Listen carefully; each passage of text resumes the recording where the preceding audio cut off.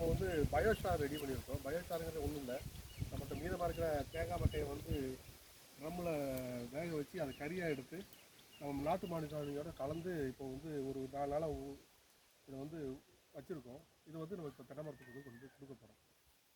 இதான் நம்ம தென்னந்தோப்பு.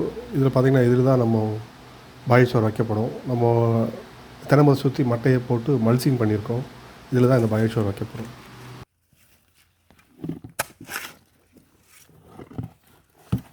நம்ம மரத்தை விட்டு ஒரு 3 அடி தள்ளி அரை வட்ட வடிவத்தில் வந்து ஒரு குழி எடுத்துருக்கோம். அதில் வந்து ஒரு 5 கிலோ வர மாதிரி அந்த சாணியும் அந்த பயோஸ்டார் மிக்ஸியும் நம்ம போட்டு வச்சு இப்போ அதை வந்து மூட போகிறோம்.